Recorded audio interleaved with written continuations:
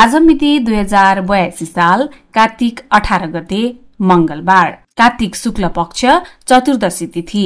तदनुसार नोभेम्बर 4 तारिक सन् 2025, नेपाल सम्वत 1146 कछलाथुवा चतुर्दशी।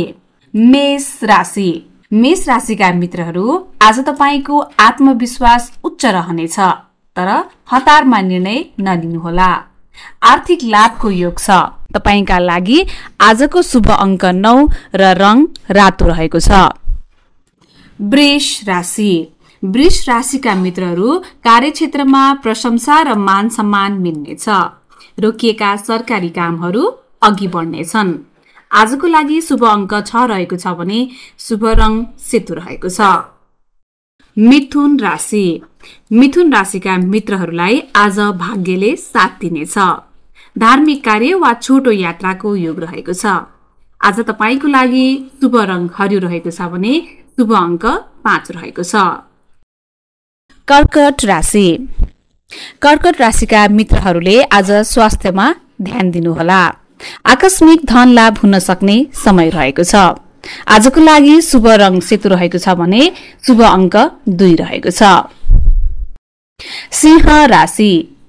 सिंह राशिका मित्रहरू, साझेदारीका काम सफल हुनेछन्। वैवाहिक तथा प्रेम सम्बन्धमा मधुरता आउनेछ। आजको लागि शुभ रंग सुनौलो रंग रहेको छ भने शुभ अंक 1 रहेको छ। कन्या राशि। कन्या राशिका मित्रहरू, प्रतिस्पर्धामा सफलता मिल्नेछ। पुराना ऋण तिर्न सक्ने अवस्था बन्नेछ। आजको लागि शुभ रंग हरियो रहेको छ भने शुभ अंक 5 रहेको छ। तुला राशि। तुला राशिका मित्रहरू, सृजनात्मक कार्यबाट लाभ हुनेछ। सन्तान पक्षबाट सुखद खबर सुन्न पाइएला। आजको लागि शुभ रंग गुलाबी रहेको छ भने शुभ अंक 6 रहेको छ। वृश्चिक राशि। वृश्चिक राशिका मित्रहरूलाई पारिवारिक सुख बढ्नेछ। घर जग्गा सम्बन्धी काममा सफलता मिल्नेछ। आजको लागि गाढा रातो रंग र अंक 9 शुभ रहनेछ।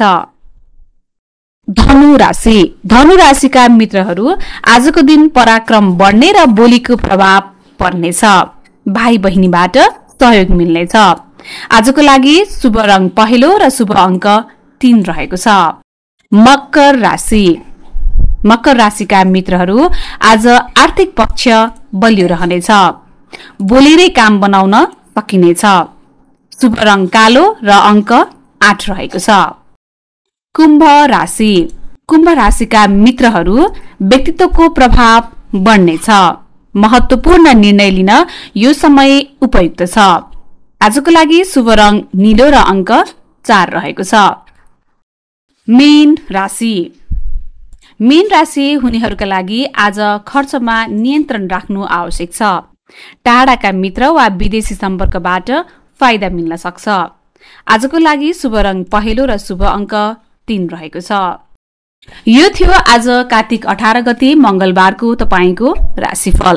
तपाईको दिन शुभ रहोस्, मंगल रहोस्। कुनै पनि महत्वपूर्ण कार्य गर्दा आफ्ना इष्टदेवको स्मरण अवश्य गर्नुहोस्।